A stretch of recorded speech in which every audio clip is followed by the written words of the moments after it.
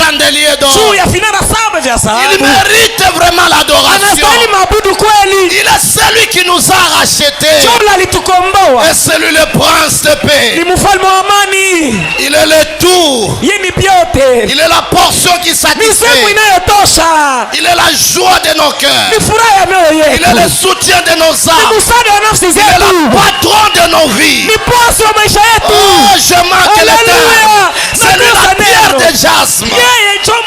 C'est lui-même le diamant taillé. L'éternel est le juge suprême. Le Dieu que Branham a prêché. Et celui dont nous adorons.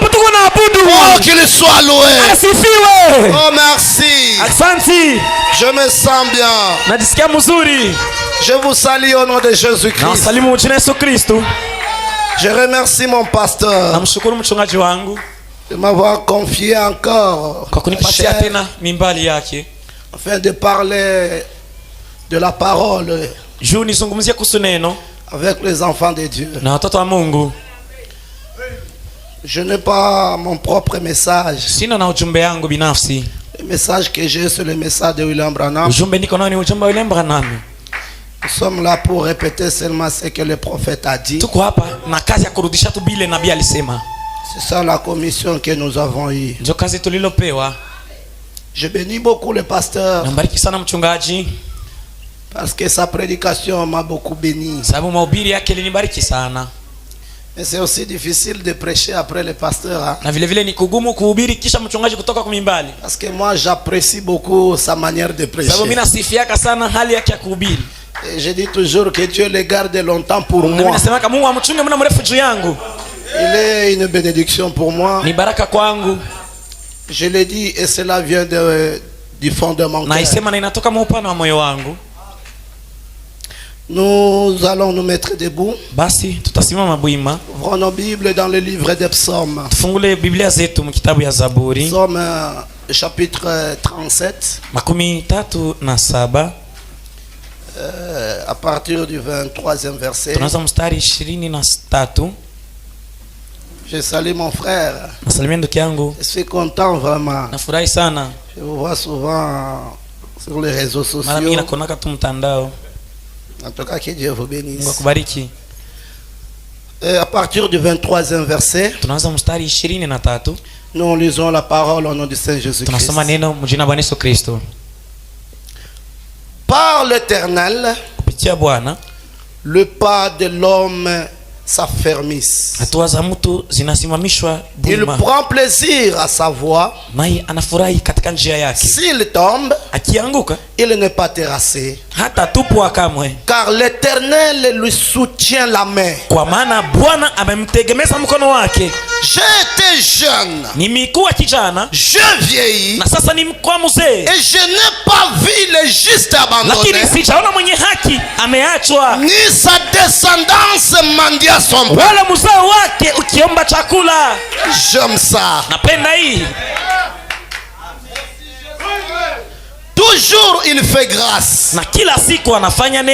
Et il prête. Et sa descendance est en bénédiction. Écarte-toi du mal. Fais le bien. Et demeure pour toujours. Car l'Éternel aime le droit. Et il n'abandonne pas ses fidèles. Merci Seigneur. Ils sont toujours sous sa garde. Mais la descendance de méchants est retranchée. Les justes posséderont le pays. Et ils demeureront à jamais. Et le Seigneur ajoute ses bénédictions à la lecture de sa parole. Prions le Seigneur. Éternel Dieu Tout-Puissant, toi l'auteur de la vie éternelle, le maître des temps et des circonstances, toi le même meilleur aujourd'hui et éternellement. Tu es le soutien de mon cœur. C'est toi le plus beau d'entre 10 000 pour mon âme. Encore une fois, nous venons devant toi. Tu as dit que l'homme ne vivra pas du pain seulement, mais de toute parole qui sort de ta bouche. Seigneur Jésus, j'ai une conviction avec moi que ta bouche c'est le prophète Branham. Et Seigneur, nous avons besoin que tu nous parles encore ce matin. La lettre tue, mais l'esprit vivifie. Nous avons besoin de toi. Nous n'avons pas besoin, Seigneur, d'un bon français, mais nous avons besoin de ton esprit. Car ta présence marquera la différence. Quand la parole sera prêchée, que les malades soient guéris. Quand la parole sera prêchée, que les faibles recouvrent la force. Merci Père. En tant que ton serviteur, ayant reçu le mandat du vent, je condamne tout esprit impur qui ne confesse pas ton nom. Au nom de Jésus-Christ, l'esprit de la sorcellerie, l'esprit de magie, l'esprit de maïkari, l'esprit de python, l'esprit du monde des ténèbres, au nom de Jésus-Christ, Père, que tous ces esprits quittent ces bâtiments. Nous avons besoin de toi, l'hôte invisible, du début jusqu'à la fin, au nom de Jésus-Christ. Amen. Amen. Que Dieu vous bénisse. Vous pouvez vous mettre.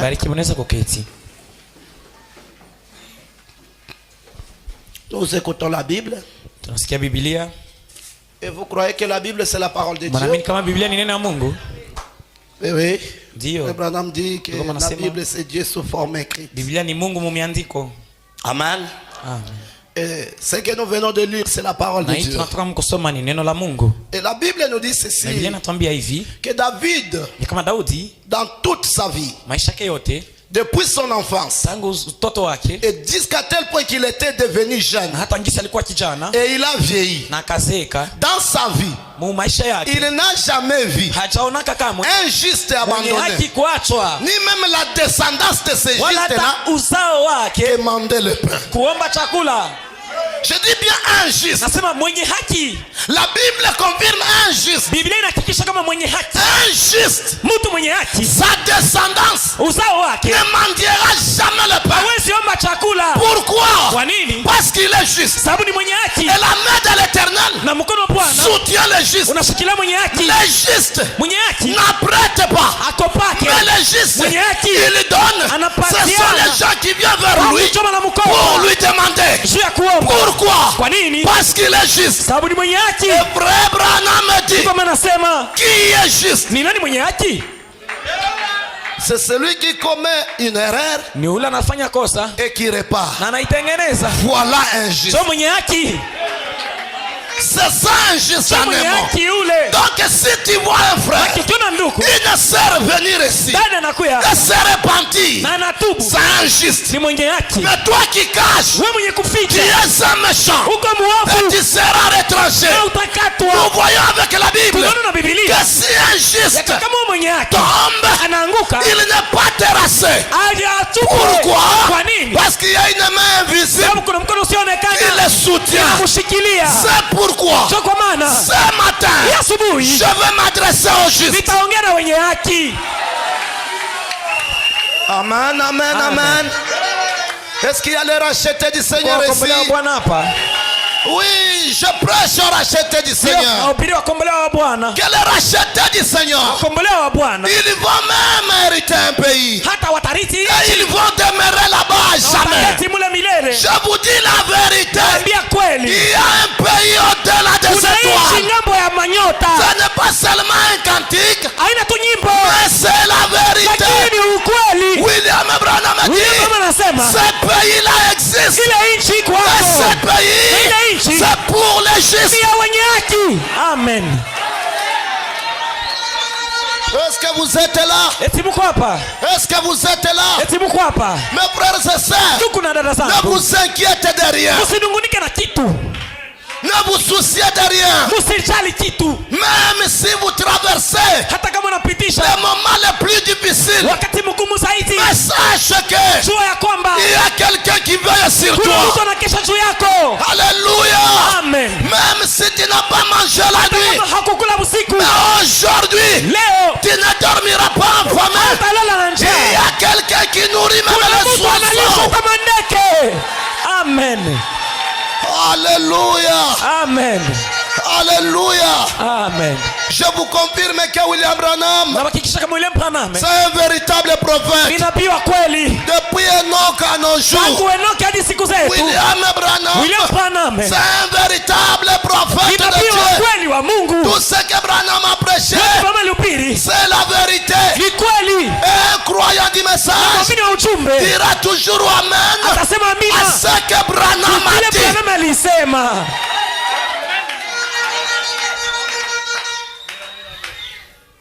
Branham me dit ceci. Il gira par lui-même. Me dit si je sais le Dieu fidèle. Amen. Amen. Je parle d'un Dieu fidèle. Pas infidèle. Un Dieu fidèle.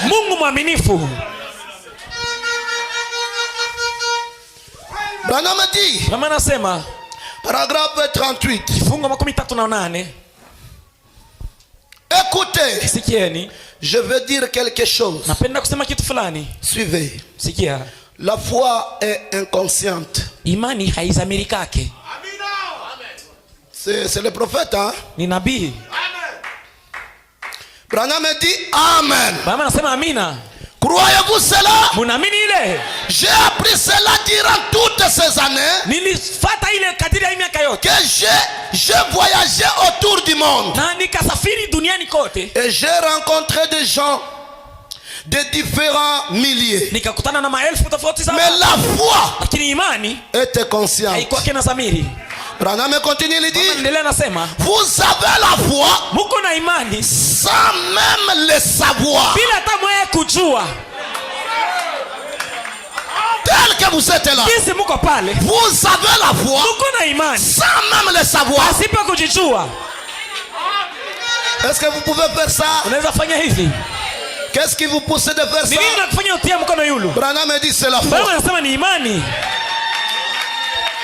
Le fait de quitter la maison et venir ici et que tu as dit que je vais rentrer, je ferai ceci, c'est la foi. Alors ici, il n'y a personne qui manque la foi.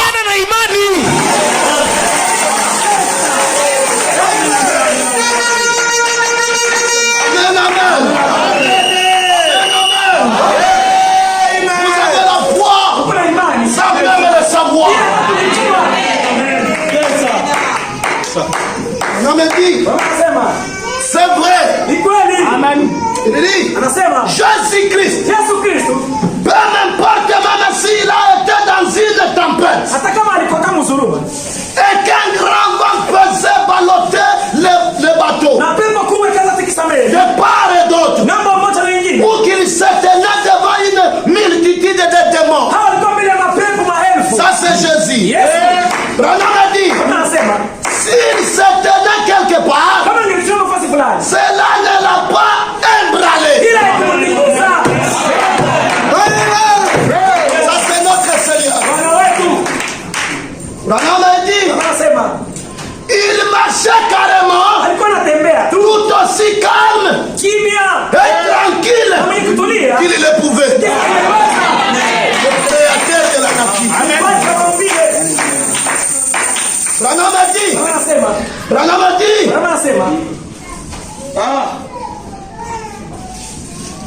pourquoi? Il ignorait simplement la paix qui l'entourait. Branham a dit c'est vrai. Si la chose allait s'accomplir ou pas, il était sûr que ça s'accomplirait parce que Dieu l'avait dit. Jésus ne tremblait pas. Même dans la barre, les disciples commençaient à crier. Ils s'agitaient. Mais Jésus était tranquille.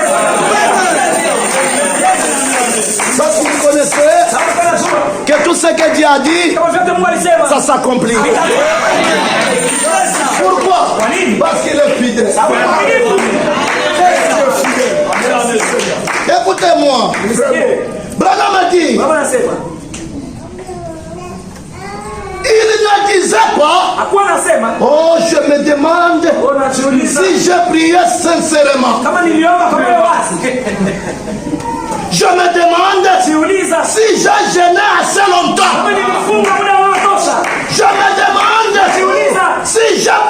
chose, il marchait carrément sans y faire attention.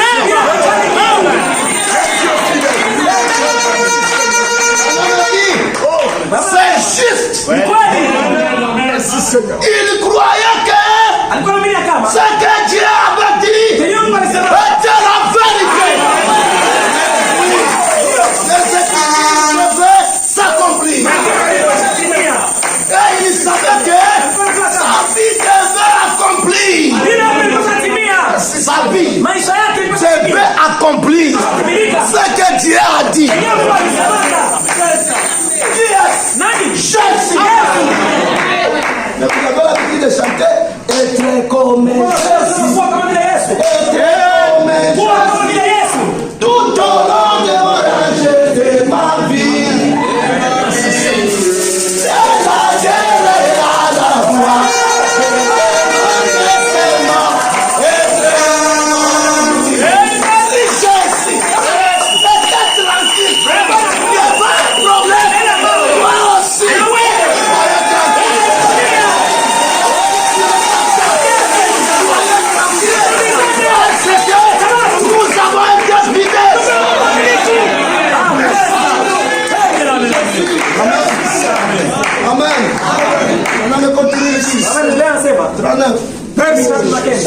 Et vous également.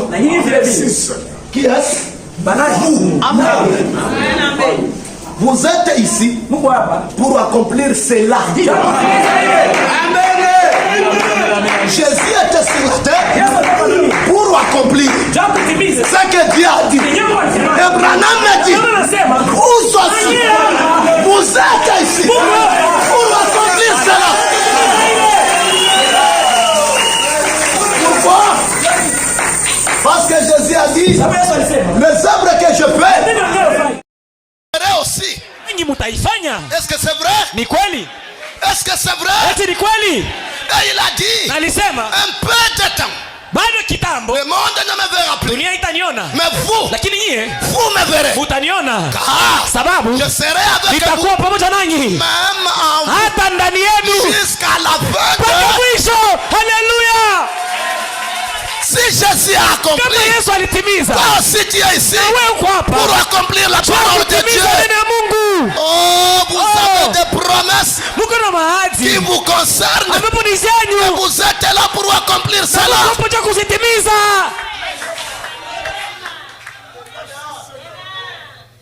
Branham dit, j'aime beaucoup les prophètes. Mais le prophète, c'est vivre tout ce qu'il a dit. Et c'est ça même être ami du prophète. Écoutez, marchez ignorant la peur. Marchez tout en ignorant les critiques. Cela fait reculer beaucoup de chrétiens.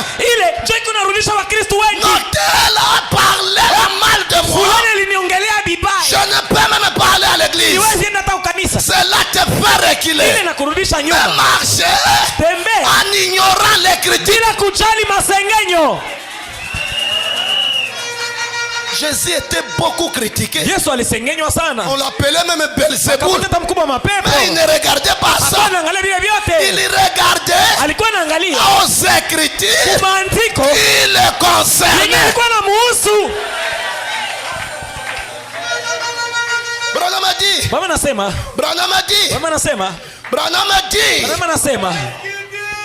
marchez en ignorant le monde.